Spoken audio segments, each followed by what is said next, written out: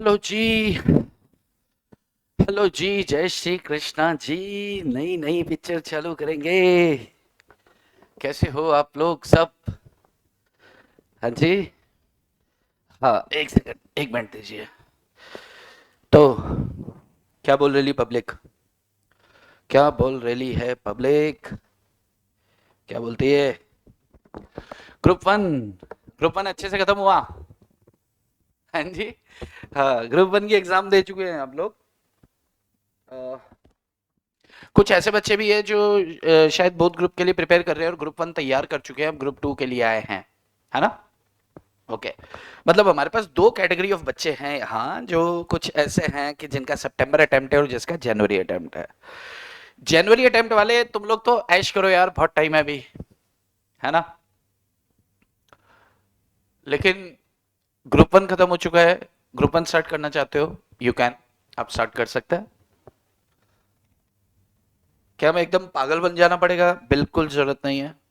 सितंबर वाले, क्या हमें पागल बिल्कुल बनना पड़ेगा? एकदम पागल जैसे मेहनत करनी पड़ेगी भाई। देखो, जो लोग एग्जाम देकर आए हैं, हाँ, हम लोग क्या शुरू करने वाले हैं? हम लोग ऑडिट पढ़ाने वाले हैं जी। Yes yes yes, paper five. थोड़ा सा ऐसा इज्जत देना जरूरी है सब्जेक्ट को, तो यहाँ पे हम क्या करने वाले हैं जी? Paper number five, audit. Audit के ऊपर हम लोग डिस्कशन करने वाले हैं, ठीक है? अच्छा, अब अब करते हैं शुरू बात। तो जो जिनका अटेम्प्ट सितंबर है, सितंबर अटेम्प्ट है, इसका मतलब मैं ये मानकर चल रहा हूँ कि ग्रुप वन की आप एग्जाम देकर आए हैं। अब ग्रुप वन का रिजल्ट अवेटेड है। अच्छा, रिजल्ट जो आने वाला है आपका, मई में आपने एग्जाम दिया, जून जुलाई, जुलाई मिड या जुलाई एंड तक आप पकड़ के चलो कि आपको रिजल्ट, आपको इंस्टीट्यूट पकड़ आपके हाथ में दे देगी कि ये लो रिजल्ट। अब दो बातें होंगी, रिजल्ट या तो पॉजिटिव होगा तो मजा आएगा, लेकिन इन केस मान लो 100 में से 10 बच्चों का नेगेटिव आता है जो ग्रुप टू की ज्वाइन कर चुके हैं क्लासेस, तो फिर लोड हो जाएगा डबल। तो क्या हो जाएगा? लोड डबल हो जाएगा।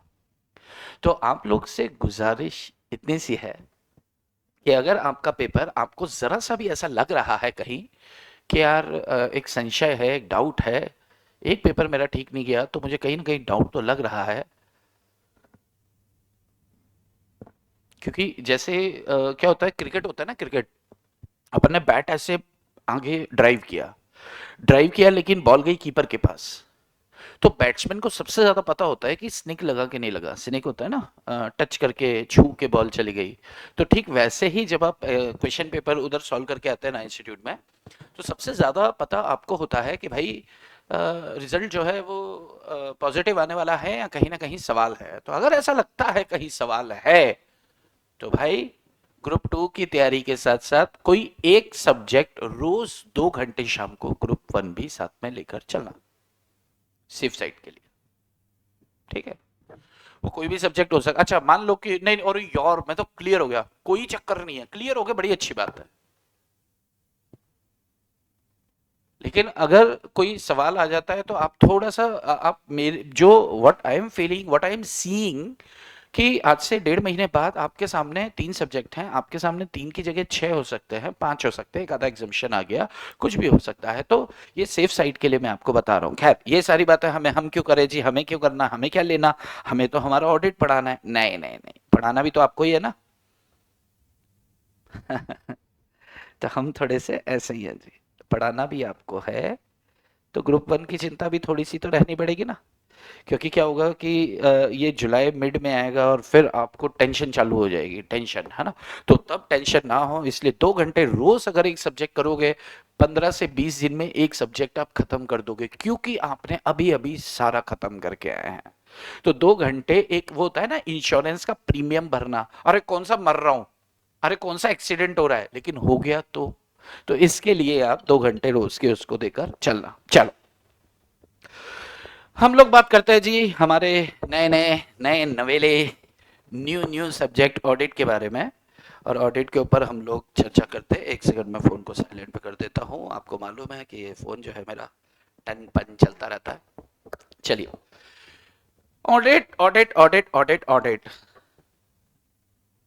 100 मार्क्स का पेपर।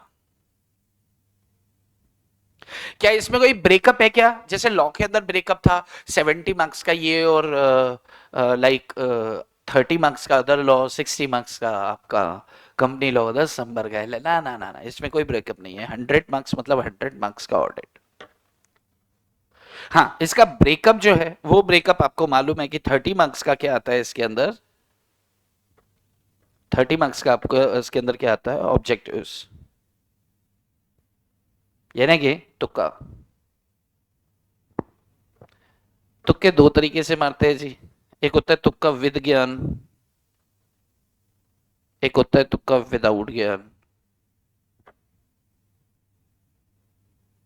इन तुक्कों की यार अपनी क्लास के अंदर श्योरिटी रहती है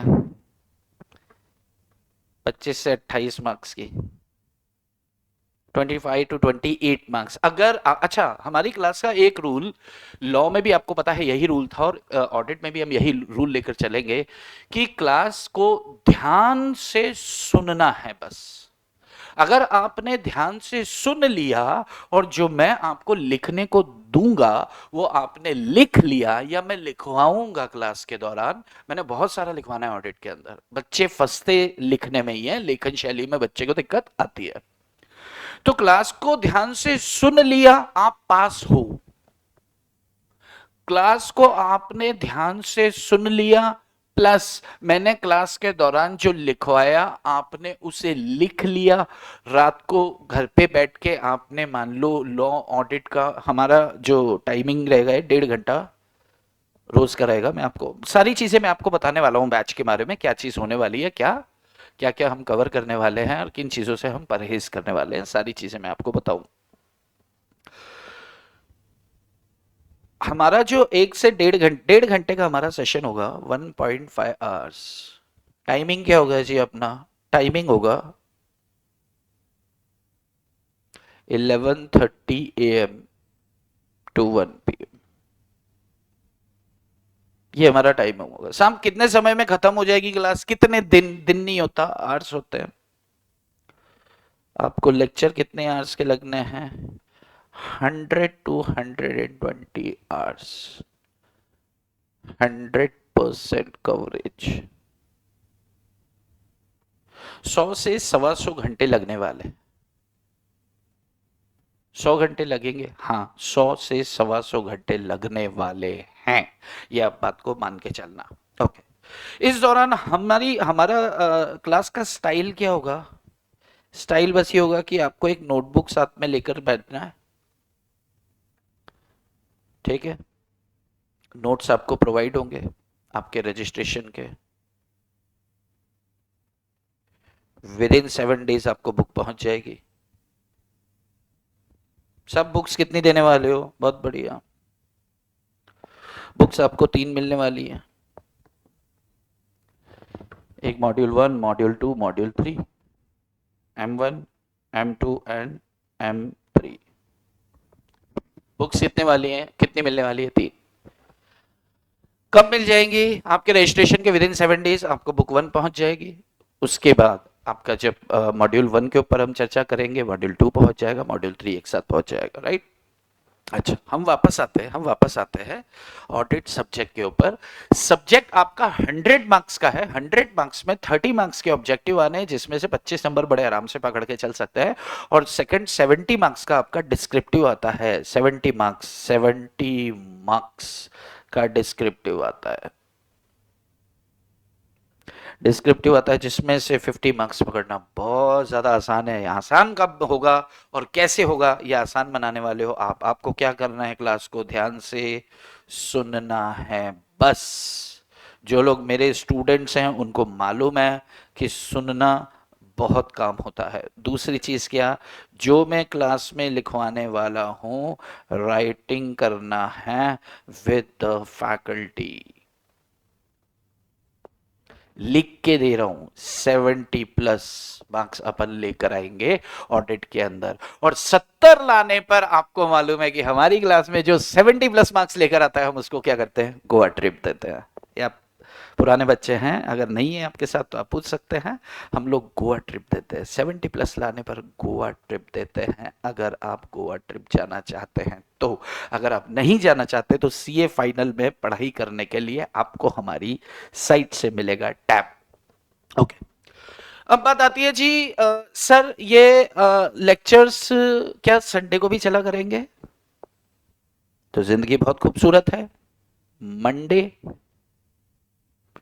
टू सैटरडे हमारी क्लासेस होगी। कुछ केसेस में हम लोग संडेज को भी बैठेंगे, लेकिन कुछ एक्सेप्शनल केसेस के अंदर हम संडेज को पकड़ के चलेंगे। अदरवाइज हमारा जो क्लास पढ़ने का तरीका होगा वो मंडे टू सैटरडे होगा। संडेज के लिए मैंने आपको कुछ होमवर्क देना रहेगा। अच्छा सर, 1.5 घंटे आप क्लास पढ़ाओगे, हमको कितना समय देना है? 20 मिनट। याद रखो, लॉ में कितना बोला था मैंने? उतना ही। रिवाइज करने के लिए आपको मैक्स कितना देना है?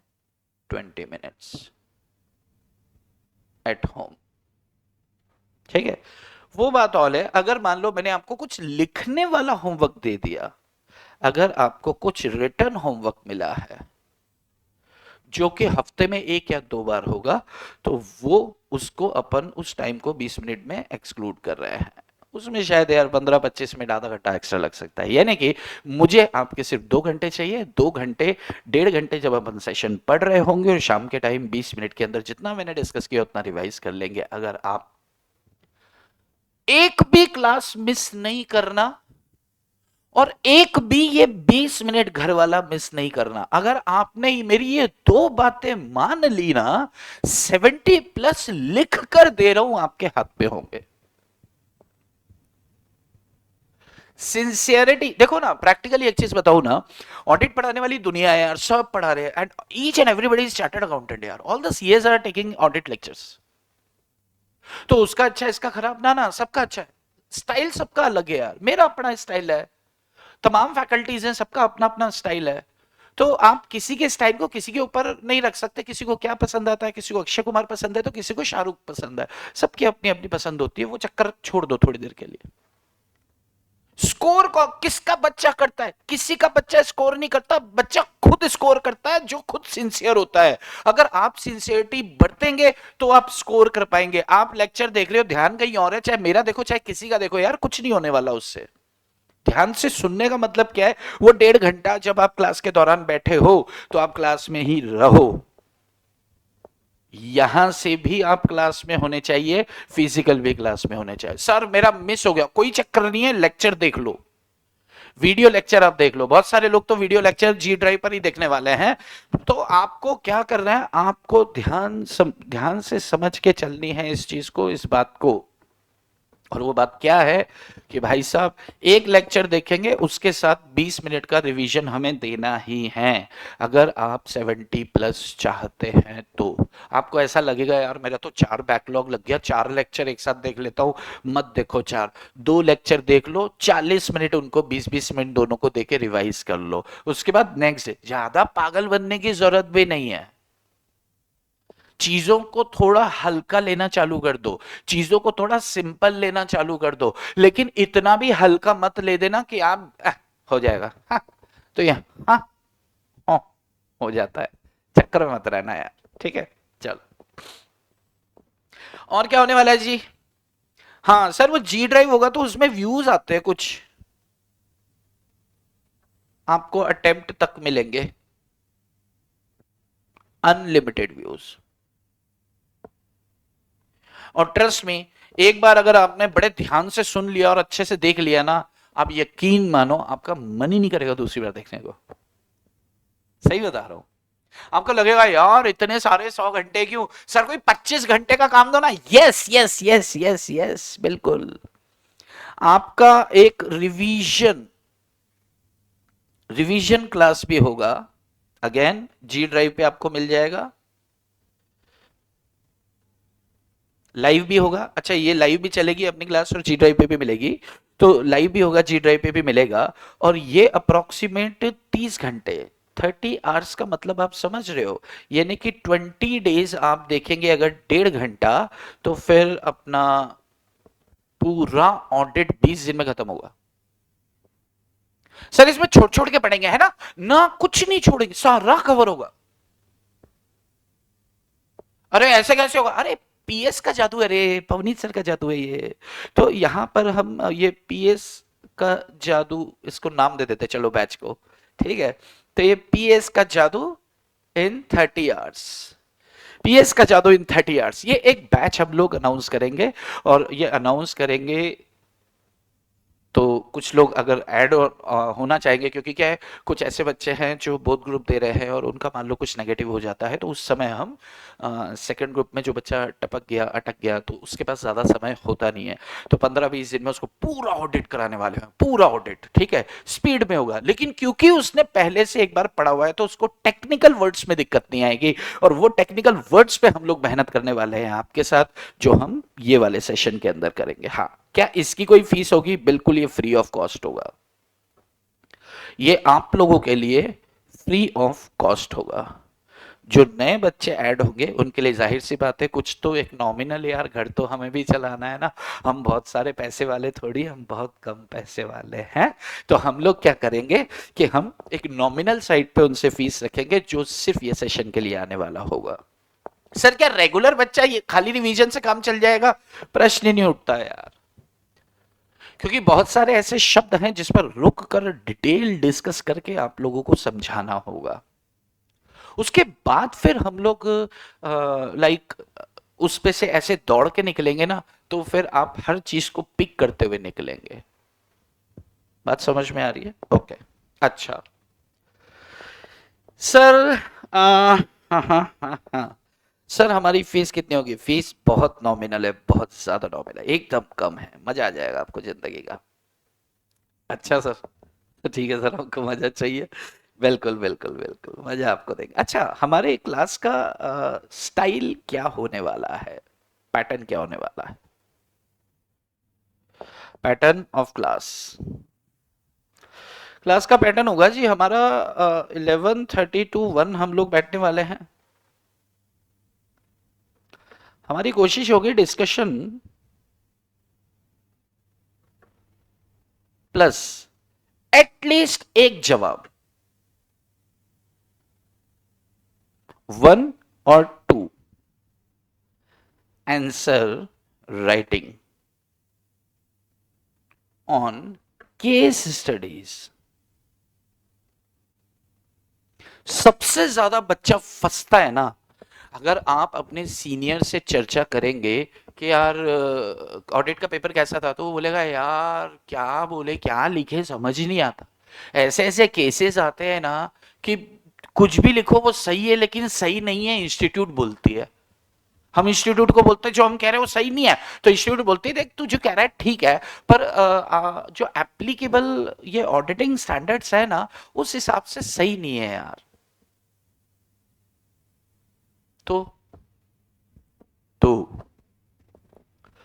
तो जो स्टैंडर्ड्स ऑन ऑडिटिंग देके रखे हैं, एसेज जो देके रखे हैं, उस पर बहुत सारी केस स्टडीज बनती हैं जो कि इंस्टीट्यूट को पूछना पसंद है, उसका फेवरेट है। और इस फेवरेट लड्डू को हम लोग रोज दो दो दो दो लड्डू खाएंगे, एटलीस्ट 1 और, क्योंकि क्या है कोई केस स्टडी बड़ी भी हो सकती है, तो 1 और 2 आंसर राइटिंग प्रैक्टिस। इससे क्या समझ में आ रहा है हमको? इससे समझ में आ रहा है हमें क्वेश्चन बैंक भी मिलने वाला है। क्वेश्चन बैंक आपको जो मिलेगा क्लास के दौरान चैप्टर वाइज, जैसे एक चैप्टर खत्म हुआ या एक एसए खत्म हुआ, मान लो कि हम, जब मैं सिलेबस के बारे में आपको बताऊंगा तब मैं बताऊंगा स्टैंडर्ड।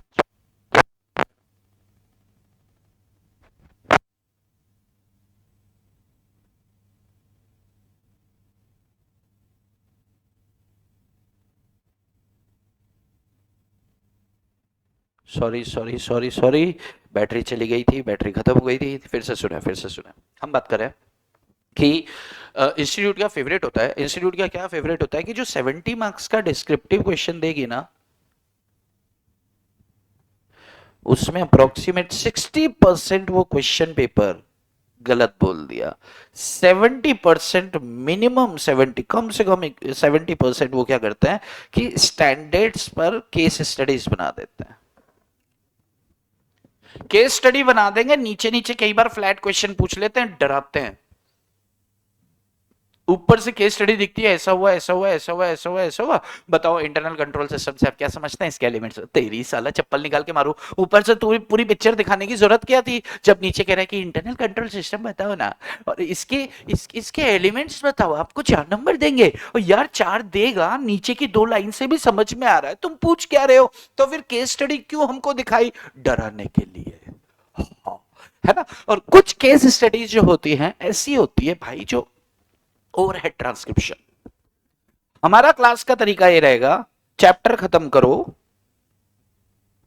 चैप्टर हम फिनिश करेंगे, और चैप्टर खत्म करने के बाद इस पर जो केस बन सकते हैं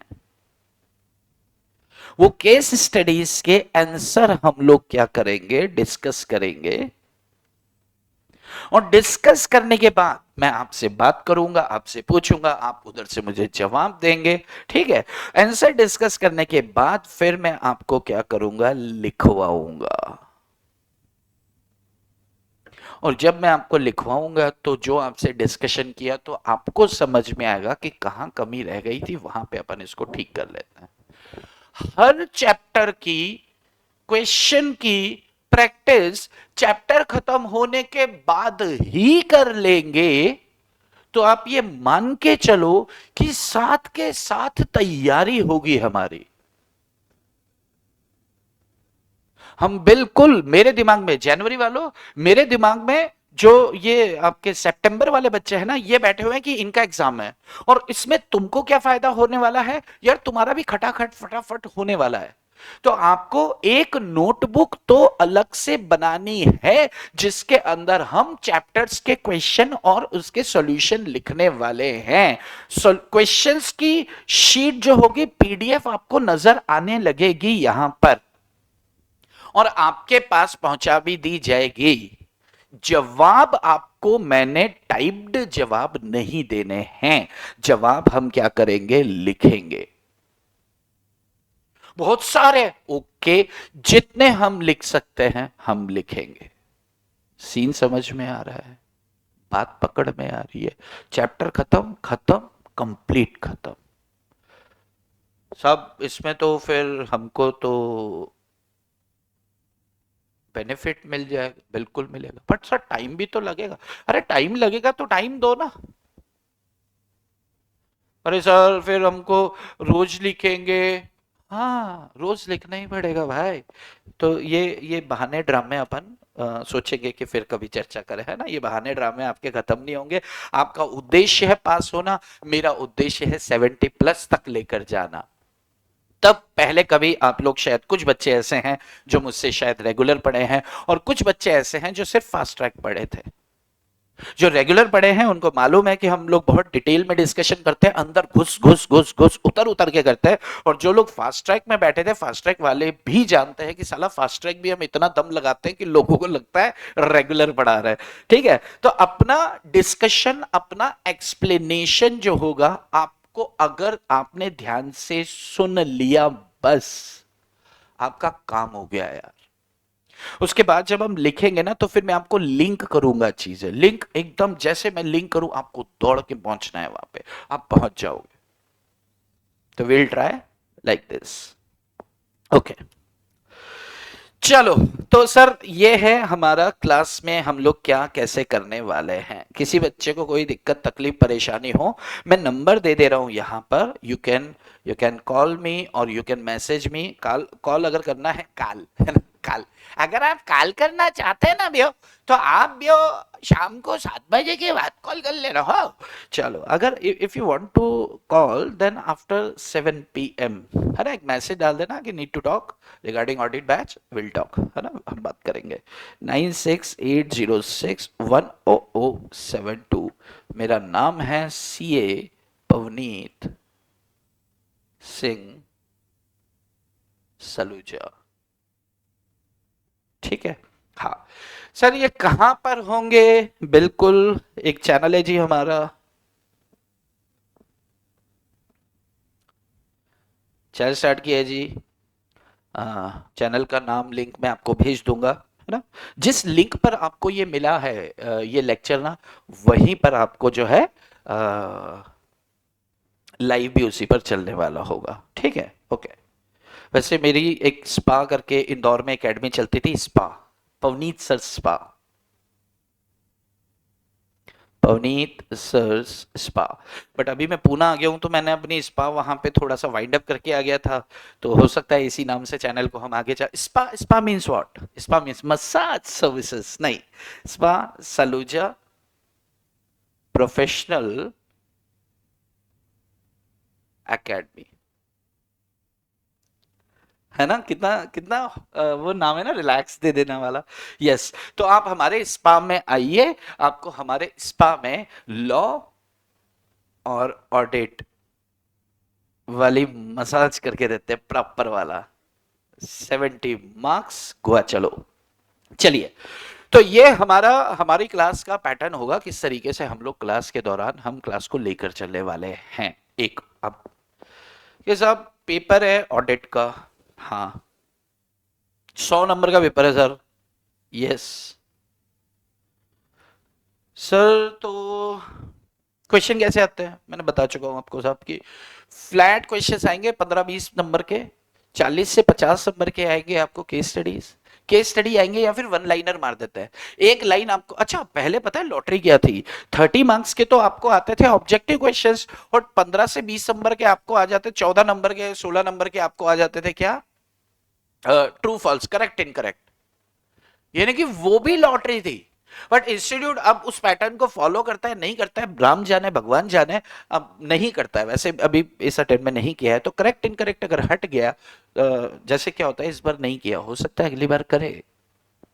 हाँ, लेकिन अगर वो इसको पैटर्न बना देती है कि भैया हमने ना फॉलो किया, हम ना फॉलो करेंगे, तो यार वो लॉटरी अपने हाथ से चली गई है। लेकिन ट्रस्ट मी, एक आखिरी बार बोल रहा हूं, ट्रस्ट मी, क्लास रेगुलर रहो, ध्यान से सुनो, जो लिखवा रहा हूं लिखो, और जो होमवर्क दे रहा हूं करो। इतना कर सकते हो, 1.25 घंटे रोज के अगर ऑडिट को दे सकते हो, तो 70 सोच सकते हो। क्लियर है? चलो, अब आ जाते हैं सब्जेक्ट पे, सिलेबस पे। सिलेबस देखो जी, ये अपने आईसीआई का आपका। अच्छा, एक चीज का ध्यान रख लेना, इंस्टीट्यूट आईसीएआई, आपको डिग्री देने वाला कौन है? आईसीएआई। तो आईसीएआई कहते हैं वाऊ, हमारा मॉड्यूल को छोड़ने का नहीं, बिल्कुल मॉड्यूल बेस्ड नोट्स अपन ने रेडी किए हैं। इंस्टीट्यूट का सारा क्वेश्चन, आप छोटी सी एक समझना बात को, हम जो मैं जो आपको आंसर राइटिंग करवाने वाला हूं ना, उसका बेस जो होगा, उसकी लैंग्वेज, उसके टर्मिनोलॉजीज का बेस जो होगा, वो स्टडी मटेरियल और अपने नोट्स होंगे। अपने नोट्स का बेस क्या है? Study material.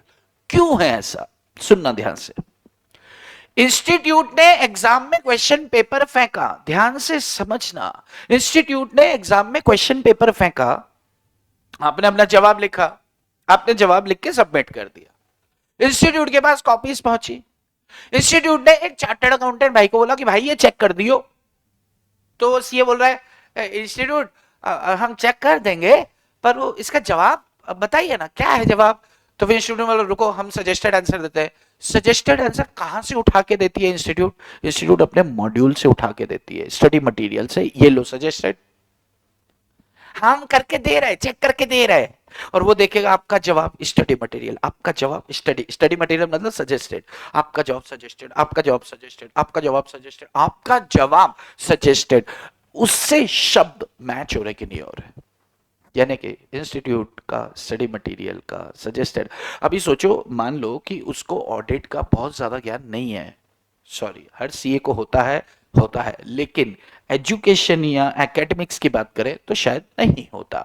तो अब मान लो उसको नहीं है कि कहाँ पे क्या शब्द लिखने से मार्क्स मिलने चाहिए, उसने तो बस सजेस्टेड देख देख के, अगर मिला तो ठीक, नहीं मिला तो गलत। तो हम जो आंसर राइटिंग प्रैक्टिस करेंगे, हम स्टडी मटेरियल के आंसर पर बेस्ड करेंगे, ताकि जो सजेस्टेड वहां पहुंचेगा वैसे शब्दों का प्रयोग हमारे जवाब में हो। बात समझ में आ रही है? चलो अब बात, पहले ऑडिटिंग एंड एश्योरेंस, जो ये अपना नाम था, चैप्टर का नाम बदल दिया इन्होंने, ऑडिटिंग एंड एथिक्स कर दिया। एथिक्स में क्या एथिक्स है भाई, सिलेबस बस यूं शफल किया है, थोड़ी सी चीजें ऐड करी है, बाकी वो का वही है पूरा।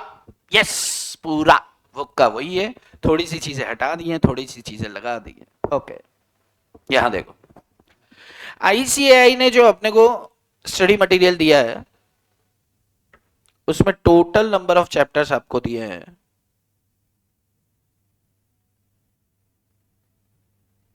11 चैप्टर्स।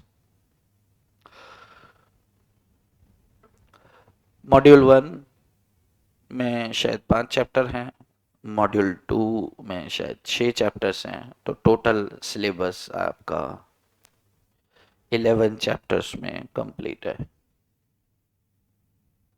हमारा M1, हमारा M2 बिल्कुल इन चैप्टर्स पर ही बेस्ड होने वाला है, नोट्स हमारे।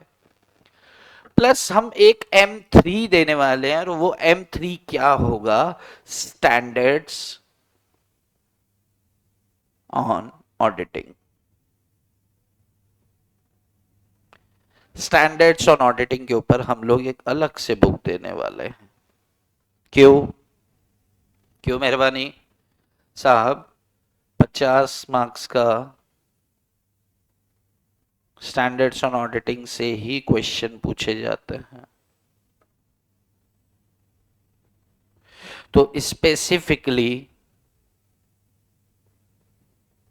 एसेज जो हैं वो उसका हमें ज्ञान होना बहुत ही ज्यादा इम्पोर्टेंट है। इसके लिए हम ये काम करने वाले हैं। हमारा चलो, हम कैसे क्या करने वाले जब करेंगे, अब मेरे ख्याल से बहुत ज्यादा क्या क्या क्या ये सारी बातें हो गई हैं। लेट अस स्टार्ट, थोड़ा सा डिस्कशन करते, थोड़ा सा कि ऑडिटिंग क्या है। हाँ, ऑडिटिंग क्या है, what is an audit, audit क्या है जी। चलो चलो चलो चलो चलो, बस थोड़ी सी देर और, उसके बाद फिर डे 1। डे 1 हमारा है, this is a demo lecture. Demo के अंदर बच्चा ये जानना चाहता है कि उसको हमसे आगे बात करनी है नहीं करनी है। तो चलिए थोड़ा सा स्टार्ट करते हैं, एंड दैट इज ऑडिटिंग क्या होता है, what is an auditing.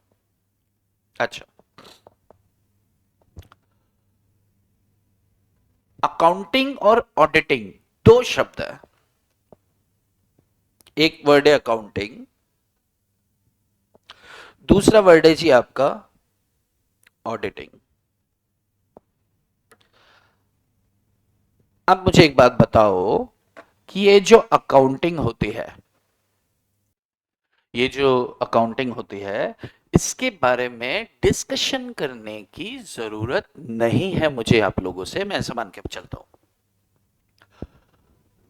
Accounting, accounting, अच्छा अकाउंटिंग के बारे में ना हम 11 से पढ़ते आ रहे हैं, 12 से पढ़ते आ रहे हैं, और क्या पढ़ते आ रहे हैं कि यार अकाउंट्स बनाने के लिए हमें कुछ अकाउंटिंग स्टैंडर्ड्स फॉलो करने पड़ते हैं। यानी कि हमने देखा कि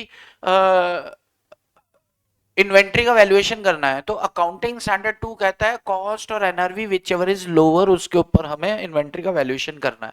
क्यों ऐसा क्यों कहा गया है, अकाउंटिंग स्टैंडर्ड्स क्यों बनाए गए, ये आपको अकाउंट्स टीम ने, अकाउंट्स फैकल्टी ने आपको बताया होगा कि भाई साहब पूरे देश के अंदर खाते, कोई खाते मतलब फाइनेंशियल स्टेटमेंट, खाते कोई कैसे बना रहा है, कोई कैसे बना रहा है, कोई कैसे बना रहा है, कोई कैसे बना रहा है, सरकार छापा मारती थी जाके, ओए ये क्या है, कि सर हम तो हमारे हिसाब से ही बनाते हैं अकाउंट्स। नहीं, तुम तुम्हारे हिसाब से बनाते हो तो हम डंडा मारेंगे, तो फिर हर आदमी जब ये बोल देगा हम तो हमारे हिसाब से बनाते हैं। तो यूनिफॉर्मिटी लाने के लिए अकाउंटिंग स्टैंडर्ड्स का डेवलपमेंट किया कि भाई साहब अकाउंटिंग की जाए इन स्टैंडर्ड्स को फॉलो करते हुए। जिसने फॉलो नहीं किया हम ये मान के चलेंगे कि उसने खाते सही नहीं बनाए हैं। यस, जिसने अकाउंटिंग स्टैंडर्ड्स को फॉलो नहीं किया, कंप्लायंस नहीं किया, हम ये मान के चलेंगे उसने खाते सही नहीं बनाए हैं।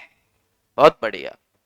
तो अकाउंटिंग के लिए अकाउंटिंग स्टैंडर्ड्स ये किसको मदद करते हैं? Standards, standards, accounting standard. Account लिखने के लिए जो स्टैंडर्ड्स मदद करते हैं उन्हें अकाउंटिंग स्टैंडर्ड्स कहते हैं। अकाउंट्स मेंटेन करने के लिए, फाइनेंशियल स्टेटमेंट तैयार करने के लिए जो स्टैंडर्ड्स हम लोग यूज करते हैं उनके प्रॉपर अमाउंट को लिखना है, प्रॉपर प्रेजेंटेशन देना है, proper classification of assets and liabilities और एक्सपेंडिचर और इनकम करना है कि किस हेड में क्या जाने वाला है। प्रॉपर डिस्क्लोजर करना है। कहां से पता चलता है भैया? अकाउंटिंग स्टैंडर्ड से। तो खाते लिखने के लिए जो स्टैंडर्ड्स मदद करते हैं उन्हें अकाउंटिंग स्टैंडर्ड्स कहते हैं। बात समझ में आई क्या? यस। क्यों अकाउंटिंग स्टैंडर्ड्स? यूनिफॉर्मिटी लाने के लिए, यूनिफॉर्मिटी लाने के लिए कि सब लोग खाते एक ही तरह से बनाए। मैं एक कंपनी में इन्वेस्टमेंट किया हूं, उसके फाइनेंशियल स्टेटमेंट देख रहा हूं, मैं दूसरी कंपनी में इन्वेस्टमेंट किया हूं, मैं उसके फाइनेंशियल स्टेटमेंट देख रहा हूं। तो फाइनेंशियल स्टेटमेंट बनाने का तरीका दोनों कंपनीज का सेम होगा। तो यूजर ऑफ फाइनेंशियल स्टेटमेंट यानी कि मैं, मेरे लिए बहुत आसान होने वाला है कि मैं ये जांच पाऊं, मैं ये पकड़ पाऊं, मैं ये देख पाऊं कि फाइनेंशियल स्टेटमेंट के अंदर प्रॉफिट जो दिखाया गया है वो ठीक है या नहीं है। चलो अब बात करते हैं ऑडिटिंग। बेटा जहां तेरी पिक्चर खत्म होती है ना वहां से मेरी पिक्चर शुरू होती है। ऑडिटिंग जहां पे अकाउंटेंट अकाउंट्स लिखना खत्म कर देता है ना वहां से ऑडिटर का काम चालू हो जाता है। तेरा खाता हो गया, तेरा काम हो गया क्या? तेरा हुआ, अभी साइड हो, अभी मेरी बारी है। ये नहीं कि फाइनेंशियल स्टेटमेंट बनाने का काम है क्या? ना ना ना ना ना ना ना, no no no no no no. Auditor का फाइनेंशियल स्टेटमेंट बनाने का काम है? बिल्कुल भी नहीं है। तो ऑडिटर का क्या काम है? ऑडिट करने का काम है। अच्छी बात है। तो ऑडिटिंग होता क्या है? ऑडिटिंग क्या होता है साहब? जैसे मैं आपकी कंपनी के, आपके फाइनेंशियल स्टेटमेंट की ऑडिट करने के लिए आया हूं। आप कौन हो? मेरे चाचा के लड़के। क्या मैं ठीक से ऑडिट कर पाऊंगा? क्या मैं अपना प्रॉपर सिग्नेचर कर पाऊंगा उसके ऊपर? मैं सिग्नेचर करूंगा, क्या मेरी ऑडिट इंडिपेंडेंट ऑडिट कहलाएगी क्या? बिल्कुल भी नहीं। ऑडिट का मतलब क्या होता है? जांच करना। ऑडिट का मतलब टू एग्जामिन। किस चीज का एग्जामिन? ये अभी अपन देसी भाषा में बात कर रहे हैं, फिर ऑडिट के एसएस में जो भाषा दे रखी है परिभाषा उस पर बात करेंगे। ऑडिटर का काम क्या करना है? टू एग्जामिन यानी कि टू चेक। क्या चीज चेक करना? अरे फाइनेंशियल स्टेटमेंट। फाइनेंशियल स्टेटमेंट को चेक करना ऑडिट का काम होता है, ऑडिटर का काम होता है। अच्छा, तो इसमें क्या देखना होता है? इसमें देखना होता है कि फाइनेंशियल स्टेटमेंट ऑर्गेनाइजेशन का ट्रू एंड फेयर प्रेजेंटेशन देते हैं कि नहीं। ये फाइनेंशियल स्टेटमेंट ऑर्गेनाइजेशन की एक्चुअल हेल्थ बताते हैं कि नहीं बताते हैं, ये कौन बताने वाला है आपका? क्या हुआ? आप मैसेज, हाँ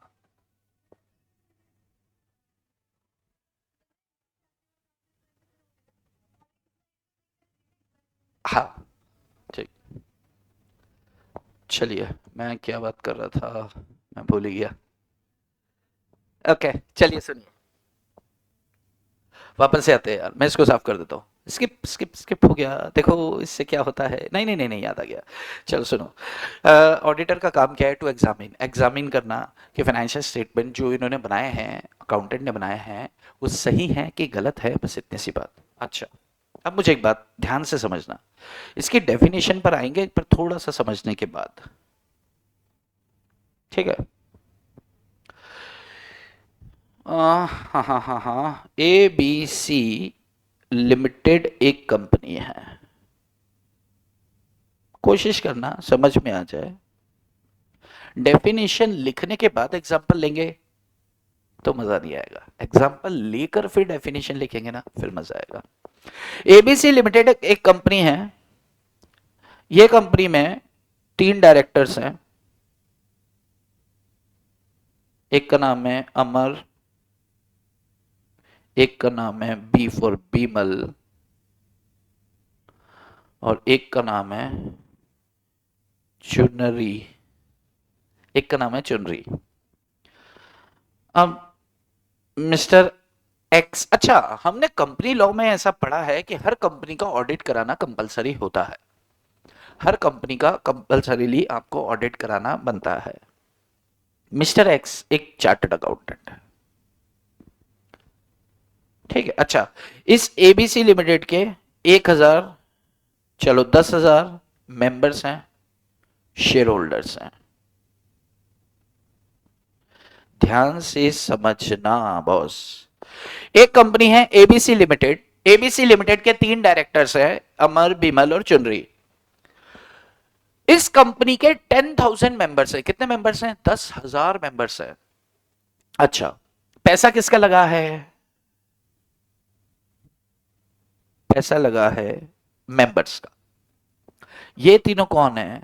नौकर है जी कंपनी के, यानी कि मैनेजमेंट में बैठे हैं। इन्हें क्या बोल देते हैं अपन? बोर्ड ऑफ डायरेक्टर्स बोल देते हैं। चलो, शेयर होल्डर्स का पैसा लगा है एबीसी लिमिटेड में, और अब फाइनेंस, अच्छा समझना, बिजनेस, बिजनेस ऑपरेशन, व्यापार कौन कर रहा है? बोर्ड ऑफ डायरेक्टर्स कर रहे हैं। बोर्ड ऑफ डायरेक्टर पूरे बिजनेस को संभाल रहे हैं, पैसा इनका लगा है, लेकिन पूरा बिजनेस कौन संभाल रहे हैं? Board of director. अच्छा, बिजनेस ऑपरेशन करने के बाद उसका हिसाब किताब, यानी कि उसका अकाउंटिंग, ये कौन देख रहा है, मैनेज कर रहा है? Again board of director. और इन्होंने जो अकाउंटिंग करी और फाइनेंशियल स्टेटमेंट बनाए, और ये फाइनेंशियल स्टेटमेंट किसको भेजने वाले हैं? ये शेयर होल्डर्स को, मेंबर्स को, कि ये लो आपने पैसा लगाया, हमने उस पैसे से धंधा किया, धंधा करने के बाद इतना सारा प्रॉफिट नहीं हुआ, थोड़ा सा प्रॉफिट हुआ, बाकी नुकसान ही नुकसान हुआ, नुकसान ही नुकसान हुआ। तो फिर ये रहे उसके बही खाते, ये रहे हिसाब किताब। अब ये 10,000 मेंबर्स हैं, अब ये बेचारे, इसमें बहुत सारे ऐसे हैं जो साइंस बैकग्राउंड से हैं। कहाँ से हैं? साइंस बैकग्राउंड वाले। बहुत सारे तो बीए है, बीए पास, लेकिन पैसा था, इन्वेस्टमेंट किया। अब उनको फाइनेंशियल स्टेटमेंट की अक्ल ही नहीं है समझने की, उनको पता ही नहीं है प्रॉफिट लॉस में क्या डेबिट, क्या क्रेडिट, क्या होना चाहिए, क्या नहीं होना चाहिए, पर्सनल एक्सपेंसेस है या बिजनेस से रिलेटेड एक्सपेंसेस है, डेबिट होने चाहिए नहीं होने, उनको कद्दू नहीं पता कुछ।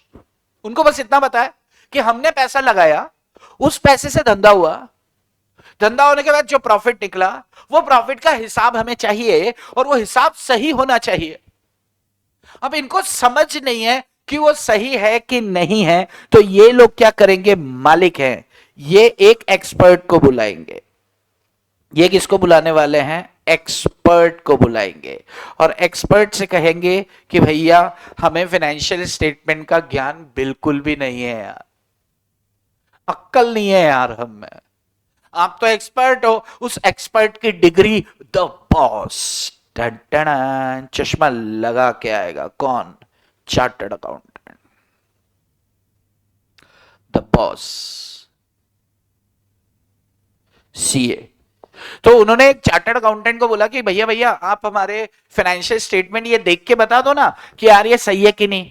तो ऑडिटर ने फाइनेंशियल स्टेटमेंट देखे, चार्टर्ड अकाउंटेंट सॉरी, सीए ने सीए का नाम कुछ रख देते हैं, मान लो रोहित, सीए रोहित।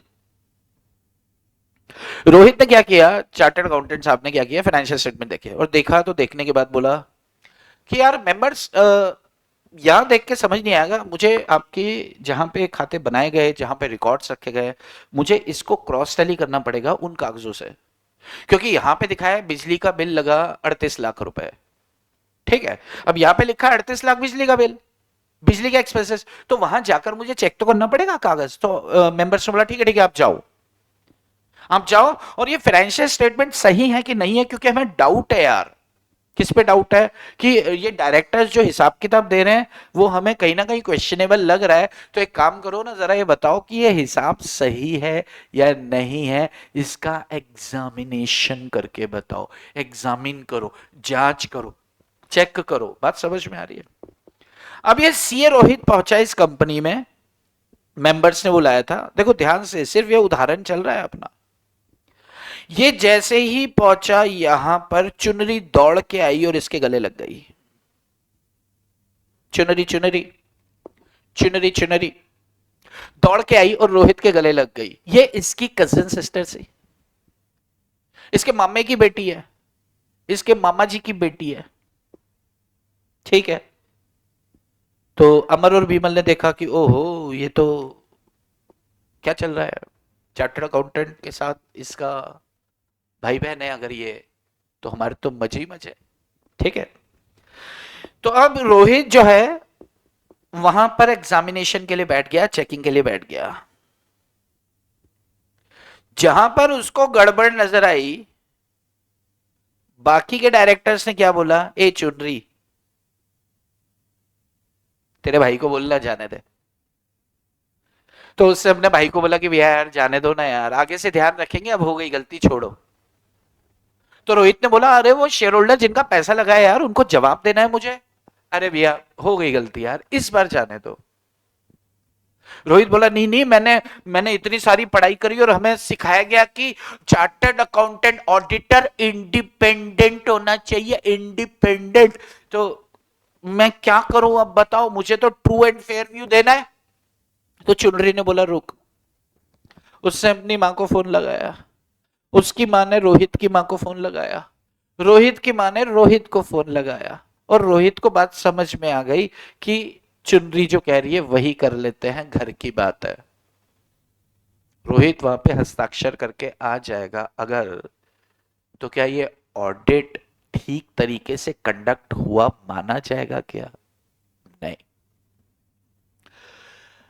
जो आपका सब्जेक्ट का नाम बदला है ना यहां पर, ऑडिटिंग एंड एथिक्स, तो ये एथिक्स हिल जा रहे हैं यहां पर, ये पढ़ने वाले हैं हम एथिक्स के अंदर। बात समझ में आ रही है? Yes, okay. यानी कि स्ट्रेट फॉरवर्ड इंस्टीट्यूट ने बोला कि भाई इंडिपेंडेंट होना चाहिए आपको, इंडिपेंडेंट, तब जाके सोचना कि आप किसी संस्था की ऑडिट कर सकते हो।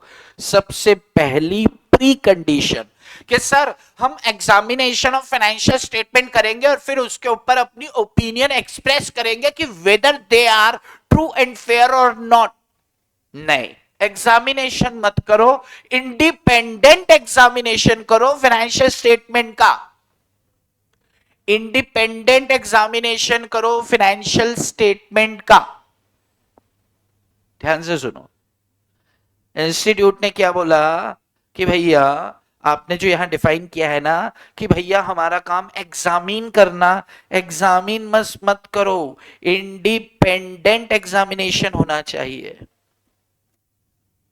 ऑफ फाइनेंशियल स्टेटमेंट, वित्तीय विवरणों का, ट्रेडिंग, पीएनएल, बैलेंस शीट। अच्छा सर, कुछ ऐसे रिकॉर्ड्स है, कुछ ऐसे रिकॉर्ड्स है जो फाइनेंशियल स्टेटमेंट का हिस्सा नहीं है, क्या हमें उन्हें छोड़ देना चाहिए? लेकिन सर वो संस्था के फाइनेंशियल एक्टिविटी से संबंधित है। हाँ तो उसको भी चेक करो ना। लेकिन सर आपने तो बोला फाइनेंशियल स्टेटमेंट, वो हैं फाइनेंशियल एक्टिविटीज से ही कोई फिगर हमारे सामने आ रही है, लेकिन सर जब हमने फाइनेंशियल स्टेटमेंट की डेफिनेशन पढ़ी तो उस डेफिनेशन के क्राइटेरिया से तो बाहर है। अरे यार तुम मेरी डेफिनेशन उलझा रहे हो। एक काम करो, independent examination of financial statement मत करो, फाइनेंशियल इंफॉर्मेशन कर दो। ध्यान से समझना, बहुत सारी ऐसी चीजें हैं जो कहीं ना कहीं आप गलत करते हैं या करते आए हैं। ऑडिट क्या करता है सर? ऑडिटर एग्जामिनेशन करता है किसका? Financial statement. एक मिनट, कुछ ऐसी इंफॉर्मेशन है जो आपकी इकोनॉमिक एक्टिविटी से संबंधित हैं, कुछ ऐसी इंफॉर्मेशन है जो आपकी इकोनॉमिक एक्टिविटी से संबंधित है। आपने कुछ ऐसा काम किया जिससे वो पैसा कहीं ना कहीं नजर आ रहा है, लेकिन वो फाइनेंशियल स्टेटमेंट का हिस्सा नहीं बन पाया, वो डॉक्यूमेंट, क्या उसकी जांच नहीं करेंगे? नहीं करेंगे ना यार। अच्छा, तो फिर यहां पे फाइनेंशियल स्टेटमेंट की जगह क्या लिखो? फाइनेंशियल इंफॉर्मेशन लिखो। फाइनेंशियल स्टेटमेंट और फाइनेंशियल इंफॉर्मेशन में क्या फर्क होता है साहब? फाइनेंशियल इंफॉर्मेशन जो होती है साहब, फाइनेंशियल इंफॉर्मेशन जो होती है, ऐसी इंफॉर्मेशन जो फाइनेंशियल टर्म्स में लिखी होती है। बहुत अच्छी बात है। वेदर स्ट्रक्चर्ड, वेदर स्ट्रक्चर्ड और नॉट, ध्यान से सुनो, वेदर स्ट्रक्चर्ड और नॉट, फाइनेंशियल इंफॉर्मेशन जो स्ट्रक्चर्ड है उसे ही तो कहते हैं फाइनेंशियल स्टेटमेंट, और जो अनस्ट्रक्चर्ड है वो इसको क्या बोल देते हैं अपन? अदर या एडिशनल ऑडिट एविडेंसेस हमारे लिए।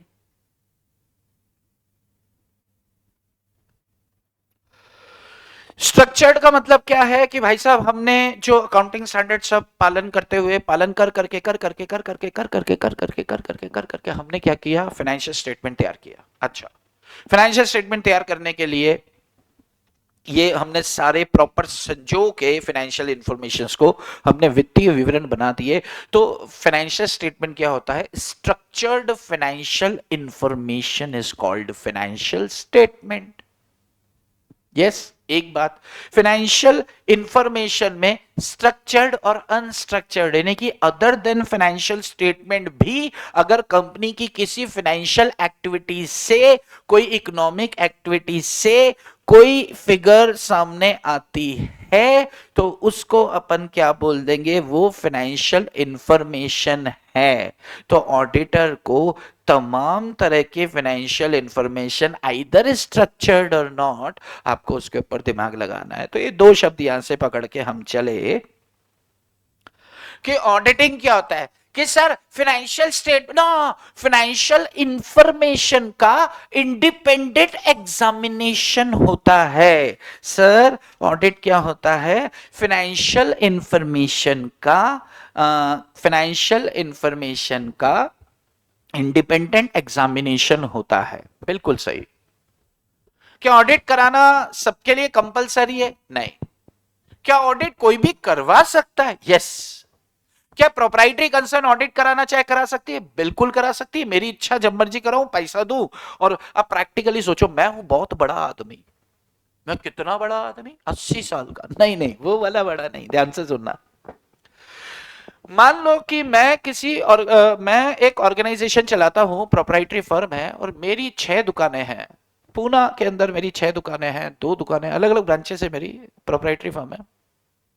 लड़के काम करते हैं, पैसा मेरा लगा है, पैसा मेरा लगा है। 6 दुकान पे 6 लड़के काम करते हैं और उनके नीचे 2 लड़के काम करते हैं, यानी कि सेल्समैन रखे हुए हैं। कोई एक एक एक एक बंदा ऐसा है जो संभालता है पूरा काम।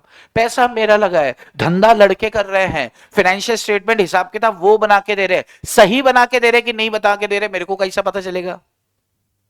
मैं ऑडिट करवाएगा, मैं करवाएगा रे ऑडिट, तो फिर प्रोप्राइटरी फर्म, यस मेरी इच्छा है तो प्रोप्राइटरी फर्म हो या फिर पार्टनरशिप फर्म हो या फिर कंपनी हो या कोई एनजीओ हो, एनजीओ चाहे प्रॉफिट कमा रही है या नहीं कमा रही है, ऑडिट करवाना अगर वो करवाना चाहे तो करवा सकती है और लीगल कंप्लायंसेस के तहत करवाना होता है। अगर एनजीओ सेक्शन 8 कंपनी है तो फिर आपको कंपलसरीली ऑडिट करवाना है। तो इसका मतलब ये नहीं कि प्रॉफिट कमाते हो तो ही ऑडिट कराना है, क्योंकि कुछ केसेस में लीगल कंप्लायंसेस को फुलफिल करने के लिए भी ऑडिट करवानी होती है। फिर से सुनो डेफिनेशन कि सर ऑडिट क्या होता है। सर ऑडिट ना फाइनेंशियल इंफॉर्मेशन का वेदर स्ट्रक्चर्ड और नॉट, है ना सर, ऑडिट ना फाइनेंशियल इंफॉर्मेशन का इंडिपेंडेंट एग्जामिनेशन हो, इंडिपेंडेंट एग्जामिनेशन होता है सर। एंटिटी कोई सी भी हो, उसका लीगल फॉर्म सर कुछ भी हो, चाहे वो प्रोप्राइटरी फर्म है सर, चाहे वो प्रोप्राइटरी फर्म है सर, चाहे वो पार्टनरशिप फर्म है, चाहे वो एलएलपी है, चाहे वो कॉर्पोरेट कंपनी है सर, प्रॉफिट कमाए चाहे ना कमाए ऑडिट तो होती है कई बार। हाँ, जिसकी इच्छा है वो कराए और जिसकी इच्छा नहीं है लेकिन लॉ की इच्छा है तो भी वो कराए। तो सर प्रॉफिट, अच्छा छोटी सी कंपनी, एकदम इतनी सी कंपनी, छोटी सी कंपनी सर, लीगल रिक्वायरमेंट है सर, छोटी सी कंपनी की भी ऑडिट करानी पड़ती है। क्यों? एवरी कंपनी लिखा है सर वहां। अच्छा प्रोप्राइटरी फर्म, छोटी सी दुकान है सर, क्या जरूरत कराने की, मेरा पैसा लगा, मैं ही दुकान पर बैठा, मैं खुद को फाइनेंशियल, अच्छा मैंने ही धंधा किया, मैंने ही प्रॉफिट कमाया और मैं खुद को हिसाब झूठा क्यों दूंगा सर। तो छोटी सी संस्था जहां पे हम खुद बैठे हैं ना सर, जब तक सरकार का डंडा नहीं है सर, ऑडिट कराने की जरूरत नहीं है, लेकिन सरकार का डंडा है तो जरूरत है कराने की। और अगर हमको खुजली है, मेरे को ऑडिट कराना है तो कराओ ना सर। ऑडिट सब की होती है, कराने वाला चाहिए या फिर कंपलसरीली करवाना हो। क्लियर है? नहीं सर, आप हमको ना इसका एकदम एक डेफिनेशन, अच्छा तो लिखो लिखो लिखो, आज का एक नोटबुक, आज आप किधर भी लिखो, आज आप किधर भी लिखो, कल इसको एक नोटबुक। हाँ एक चीज ध्यान रख लो, मेरी क्लास में बैठने से पहले आपके हाथ में एक नोटबुक होनी चाहिए और वो नोटबुक अलग से आपने ऑडिट सब्जेक्ट के लिए बनवाई हो। ये चीज का ध्यान रखना, किसी भी नोटबुक के अंदर आप नहीं लिखेंगे, किसी और नोटबुक में लिखोगे आप पाप लगेगा। ठीक है, डेफिनेशन लिखते हैं ऑडिटिंग की, ध्यान से सुनना। ऑडिटिंग, ऑडिट क्या होता है जी? एन ऑडिट, साथ साथ लिख सकते हैं आप लोग, एन ऑडिट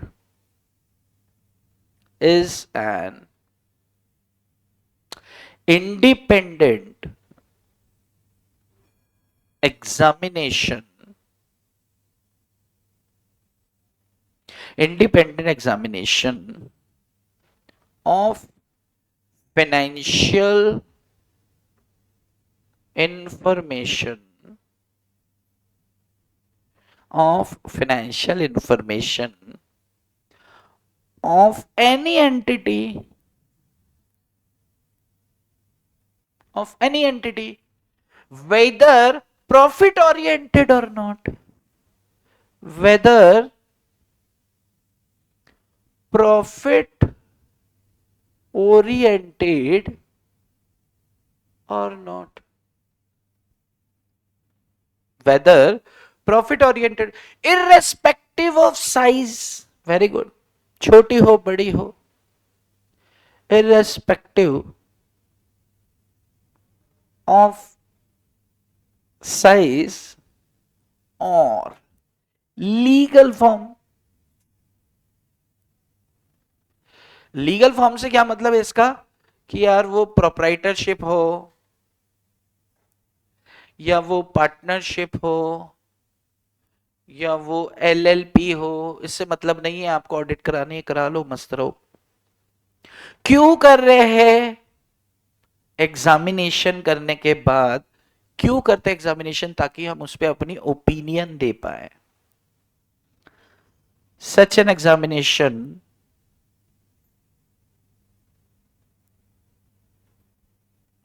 इज कंडक्टेड, क्यों कंडक्ट कर रहे हैं ऐसा? विद अ व्यू, क्या सोचकर? With a view to expressing an opinion, अपनी राय व्यक्त करो कि ये जो हमें कागज दिए गए हैं और जो हमें प्रॉफिट बताया गया है और हमारी ऑर्गेनाइजेशन का बताया गया है कि इसकी फाइनेंशियल हेल्थ बहुत स्ट्रांग है, एक्चुअल में ऐसा है या अंदर से खोखली है?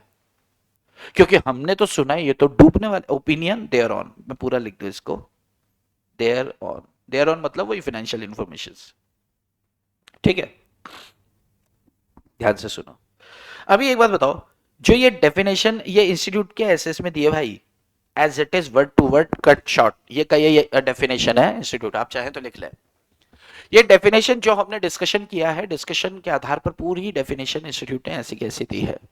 ऑडिट क्या होता है सर? ऑडिट एक इंडिपेंडेंट एग्जामिनेशन होता है फाइनेंशियल इंफॉर्मेशन का। सर शुरू से सुनो, किसी भी एंटिटी का फाइनेंशियल इंफॉर्मेशन का, सर एंटिटी छोटी हो बड़ी हो सर उससे लेना देना नहीं है सर। और लीगल फॉर्म पे मत जाना सर आप, चाहे वो प्रोप्राइटरी फर्म हो, चाहे वो पार्टनरशिप फर्म हो सर, चाहे वो एलएलपी हो सर, चाहे कंपनी हो, प्रॉफिट कमा रही है नहीं कमा रही है कोई लेना देना नहीं है सर। किसी भी ऐसी एंटिटी का, कोई भी लीगल फॉर्म हो सर, किसी भी ऐसी एंटिटी के फाइनेंशियल इंफॉर्मेशन का इंडिपेंडेंट एग्जामिनेशन ही ऑडिट होता है सर। क्यों करते हैं सर? ये देखने के लिए वो ओपिनियन देना चाहता है सर कि ये जो फाइनेंशियल स्टेटमेंट बताए गए हैं आपको, पहले तो फाइनेंशियल स्टेटमेंट बनाए गए हैं फिर आपको बताए गए हैं, तो आपको जो बनाकर बताया गया है वो सही है या नहीं है, हमारी ओपिनियन ये है।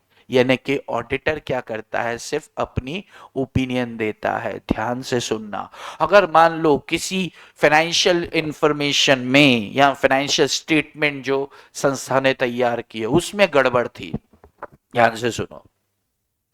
एक इसके अंदर अकाउंटेंट था, अकाउंटेंट का नाम क्या था? मिस्टर भद्दू। अकाउंटेंट का नाम क्या था? मिस्टर भद्दू। भद्दू ने क्या किया? फाइनेंशियल स्टेटमेंट के अंदर गड़बड़ किया। गड़बड़, इस गड़बड़ को ऑडिट की लैंग्वेज में क्या बोलते हैं? धीरे धीरे सारी शब्दावली हम देखेंगे, है ना।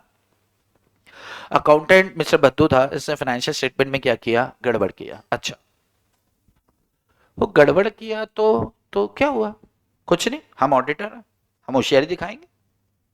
हमने किया इसका ऑडिट, ऑडिट करने के बाद हमने भद्दू को बुलाया, ए भद्दू इधर आ, तूने कहा को गड़बड़ किया रे। हम उसकी कॉलर पकड़ के उसको चार चांटे ना, हम छू नहीं सकते। हम क्या करेंगे? भद्दू ने जो गड़बड़ किया, इस गड़बड़ को रिपोर्ट करेंगे। किसको? मालिक को। मालिक कौन है? मेंबर्स हैं। जो करना है मेंबर्स करेंगे। मेंबर चाहे तो भद्दू को लात मार के निकालें, मेंबर चाहे तो भद्दू को वार्निंग दे, मेंबर चाहे तो भद्दू को कुछ ना करे। ये नहीं कि चार्टर, यानी कि हम ऑडिटर कहीं एक बहुत पुराना जैसे होता है ना, वो तमाम तरह के इकोनॉमिक्स आपने पढ़ा तो बड़े पुराने, वो मार्शल पीगू ऐसे ही कोई, मुझे नाम ध्यान नहीं आ रहा है, एक भाई साहब थे, उन्होंने ऑडिटर को भौंकने वाला कुत्ता कहा, काटने वाला नहीं। यानी कि हम भौंकते हैं और मालिक को जगा देते कि ए साहब साहब देखो देखो गड़बड़ है गड़बड़ है। हम काट नहीं सकते। भद्दू ने गड़बड़ करी ना, तो हम ऐसा नहीं कि उसकी कॉलर पकड़ के उसको 3 इंच ऊंचा कर देंगे और उसको नीचे ही नहीं आने देंगे जब तक वो ये शपथ नहीं खाता कि माँ कसम अभी ठीक करके देता हूं। नहीं, हम कुछ नहीं करेंगे। उसने गड़बड़ करी, हम बोलेंगे भैया ठीक करके दे, वो कहता है तेरे को क्या, अपन बोलेंगे ओके सॉरी। तो अपन जाएंगे मेंबर के पास, मालिक के पास, मालिक को शिकायत करेंगे, मालिक मालिक देखो यार वो भद्दू बदमाश है। हम भौंकेंगे, मालिक को जगाएंगे, मालिक जागेगा, डंडा निकाल के लाएगा, भद्दू को डंडे से मारेगा और जोर से मारेगा, आवाज आएगी जुप जुप, और भद्दू बोलेगा हाँ अब नहीं करूंगा भगवान कसम। तो ये भद्दू जाने, उसका मालिक जाने, हमारा काम क्या है? सिर्फ अपनी ओपिनियन दे देना कि भद्दू ने जो फाइनेंशियल स्टेटमेंट तैयार करे हैं वो एप्लीकेबल फाइनेंशियल रिपोर्टिंग फ्रेमवर्क, ओ क्या बोल दिया मैंने, वो एप्लीकेबल फाइनेंशियल रिपोर्टिंग फ्रेमवर्क के अनुसार फाइनेंशियल स्टेटमेंट बनाए गए हैं या नहीं। Applicable financial reporting framework, financial reporting framework का मतलब क्या, इसको एफआरएफ भी बोलते हैं। फाइनेंशियल रिपोर्टिंग फ्रेमवर्क सीधी सी बात है, फाइनेंशियल रिपोर्टिंग फ्रेमवर्क मतलब अकाउंटिंग स्टैंडर्ड्स का कंप्लायंस हुआ है कि नहीं, प्लस कुछ और चीजें हैं, लेकिन अभी थोड़ी देर के लिए इतना, क्योंकि अकाउंटिंग पॉलिसीज, अकाउंटिंग एस्टिमेट्स, तमाम तरह की चीजें इसके अंदर कवर होने वाली है। लेकिन फाइनेंशियल रिपोर्टिंग फ्रेमवर्क थोड़ा सा समझ के चलो कि फाइनेंशियल यानी कि फाइनेंशियल डाटा, जो फाइनेंशियल इंफॉर्मेशन है, वो फाइनेंशियल इंफॉर्मेशन को इस तरीके से स्ट्रक्चर किया जाए जिस तरीके से पूरा विश्व करता है, पूरा भारत करता है। यानी कि कैसे करता है, सब कुछ अकाउंटिंग स्टैंडर्ड्स हैं, उस अकाउंटिंग स्टैंडर्ड्स के हिसाब से ही अकाउंटिंग की जाए, उसी से फिर रिपोर्टिंग होती है। अच्छी बात है। तो अकाउंटिंग स्टैंडर्ड का कंप्लायंस हुआ है कि नहीं, यानी कि जो फाइनेंशियल स्टेटमेंट तैयार किए गए हैं एप्लीकेबल एफआरएफ के तहत किए गए। अब एफआरएफ क्या हो गया, फाइनेंशियल रिपोर्टिंग फ्रेमवर्क। एप्लीकेबल का मतलब क्या, यार हम छोटी सी कंपनी है, हम पे सारे अकाउंटिंग स्टैंडर्ड नहीं एप्लीकेबल होते हैं, तो हम पे जो एप्लीकेबल होंगे वही तो लगेगा ना। बात समझ में आती है। वो कहते हैं ना, यार मेरी वाली सबसे अलग है, तो मेरी वाली कंपनी अलग है, तो उसके ऊपर क्या लगने वाले हैं, जो अकाउंटिंग स्टैंडर्ड लगेंगे मेरी वाली पे, भाई उस हिसाब से जांच कर लो। आपने सेगमेंट रिपोर्टिंग पढ़ा होगा, अकाउंटिंग स्टैंडर्ड।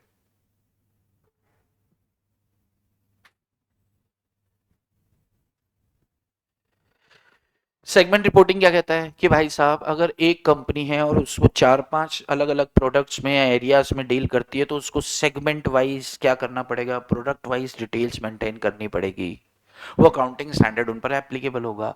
हम एक ही प्रोडक्ट में डील करते हैं, तो क्या हम पर सेगमेंट रिपोर्टिंग एप्लीकेबल होगा क्या, नहीं होगा। तो हम पर जो एप्लीकेबल है अकाउंटिंग स्टैंडर्ड्स, यानी कि हम पे जो एप्लीकेबल है फाइनेंशियल रिपोर्टिंग फ्रेमवर्क, उस आधार पर भाई हम तैयार करेंगे, उस आधार पर तुम जांच लो। तो अब ऑडिटर को क्या बोला, a auditor, financial statements applicable financial reporting framework के आधार पर तैयार हुए हैं या नहीं, आपको अपना ओपिनियन देना है। This is what, this is आपका डेफिनेशन, सिर्फ डेफिनेशन। अच्छा, इंडिपेंडेंट एग्जामिनेशन, अब जरा सा इसको छील रहे हैं, लेकिन इसके ऊपर ज्यादा अब मैं लिखवाने नहीं वाला हूं आपको, सिर्फ इस डेफिनेशन के ऊपर आज का हम सेशन खत्म करेंगे। ध्यान से सुनो। ऑडिट क्या है, audit is an independent examination of financial statement. Audit is an independent examination of financial information of any entity, whether profit oriented or not, irrespective of its size and legal form. For such an examination is conducted with a view to expressing an opinion thereon. बात समझ में आती है क्या जी? मेरे ख्याल से अगर 2 बार आप इसको थोड़ा सोचेंगे ना, सोचते ही याद हो जाएगी यार, ज्यादा दिमाग नहीं लगाना है। इंडिपेंडेंट एग्जामिनेशन, तो इंडिपेंडेंस, इसके ऊपर छप चुका समझो, छप चुका 8 मार्क्स का क्वेश्चन, 8 नंबर का एक क्वेश्चन पूछा जाता है, पूछा जाना है इस सितंबर अटेम्प्ट में। 8 मार्क्स मतलब इस इंडिपेंडेंस के को इर्द गिर्द बहुत सारी चीजें घूमने वाली हैं, तो वो सारा पोर्शन हम क्या करने वाले हैं, तैयार। क्योंकि इंडिपेंडेंस ही ऑडिटर की सबसे महत्वपूर्ण कड़ी है जहां से गेम चालू होता है। बात समझ में आती है? Yes, okay. तो वैसे यार इंडिपेंडेंस का मतलब ये होता है कि मैं ऑडिट करने जाऊं, मैं ऑडिट करने जाऊं तो मेरा जजमेंट किसी और का सबॉर्डिनेट ना हो, मेरा जजमेंट मेरा अपना जजमेंट हो, मेरा जजमेंट किसी ऐसे बंदे का सबॉर्डिनेट ना हो जो मुझे अपॉइंट कर रहा है, जो मुझे अपॉइंट कर रहा है वो कह रहा है मेरे हिसाब से साइन करना, नहीं तो निकल, तो भाई मैं निकलता है। बात समझ में आ रही है? अगर मैंने उसके अनुसार जजमेंट दे दिया तो भाई ऑडिट कराने की जरूरत क्या, उसने बोला ठीक है, मैंने भी बोला ठीक है, जबकि वो था गलत, तो भाई मेरी जरूरत ही क्या हुई फिर? सीन समझ में आ रहा है? तो ये मैंने जो काम किया ये एथिक्स के अगेंस्ट जाके काम किया, और इंस्टीट्यूट ने क्या बोला है, एथिक्स मेंटेन करो भाई, इंडिपेंडेंस मेंटेन करो भाई। इंडिपेंडेंस पे 8 नंबर में मैं पूछूंगा इस बार, इंस्टीट्यूट चाहती है पूछना तो पूछ के रहेगी, ध्यान रखना। यस, इंडिपेंडेंस का बेसिक बेसिक बेसिक अर्थ अगर मैं लिखूं तो आप चाहें तो साथ साथ लिख लें। इंडिपेंडेंट इंडिपेंडेंट एग्जामिनेशन का मतलब क्या, इसका बेसिक इंडिपेंडेंट एग्जामिनेशन ना, independent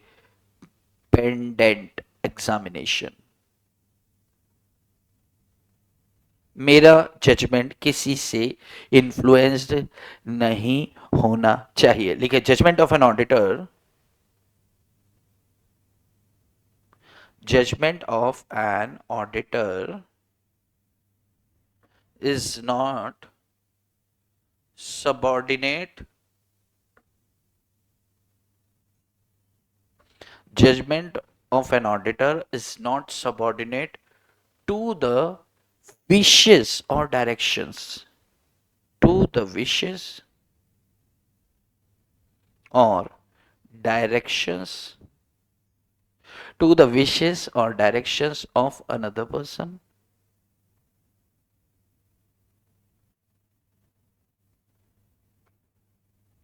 who might have engaged him.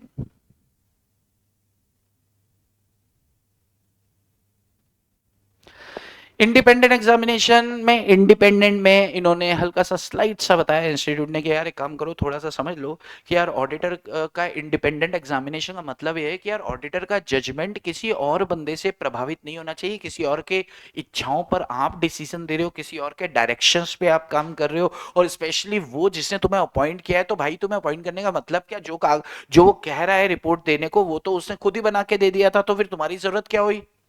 Sir हमारा घर चलता है ना, है? फीस मिलेगी ना सर, है? घर कैसे चलेगा सर, आप बताओ, है? तो साइन तो कर लेना ना, है?